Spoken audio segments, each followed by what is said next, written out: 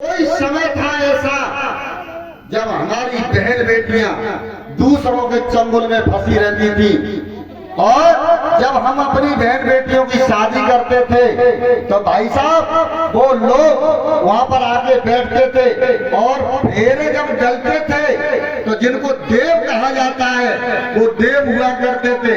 अगर पहला फेरा डला उसने कह दिया शादी कैंसिल, तो शादी कैंसिल, फिर वो अपने घर ले जाते। दूसरा फेरा डला उसने कह दिया शादी कैंसिल, फिर वो अपने घर ले जाते। ऐसे करके जब 7 फेरे पूरे हो जाते थे ये नियम का, तब बेटी अपने पति के साथ जा सकती थी, अन्यथा वो अपने पति के साथ अगर बीच में टोक दिया उसको तो वो उसी के घर जाती थी जिनके हम लोग गुलाम हुआ करते थे। इसलिए 7 फेरे डलते हैं। अब आप लोग बताओ क्या आज हम लोग गुलाम है? हमारी बहन बेटियां किसी के गुलाम है क्या? फिर क्यों उस परंपरा को ढो रहे हो आप लोग? सोचो खुद।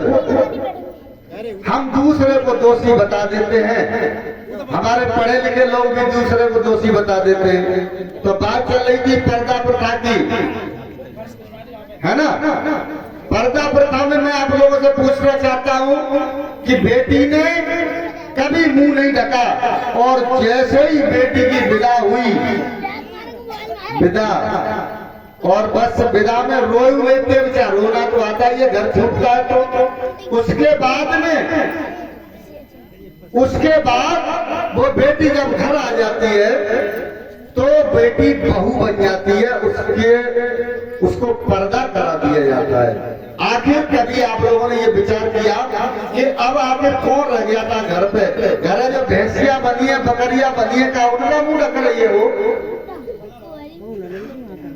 बताओ आप लोग, किसका मुंह ढक रही है? किसी का नहीं, लेकिन बात चली आ रही है, परंपरा चली आ रही है, और उस परंपरा को हम ढो रहे हैं। और एक बात और आप लोगों को बता दूं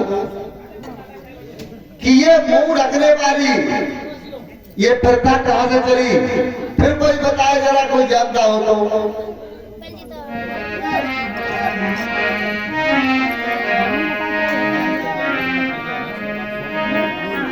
बंधुओं, अभी तक हमारी जो बात हुई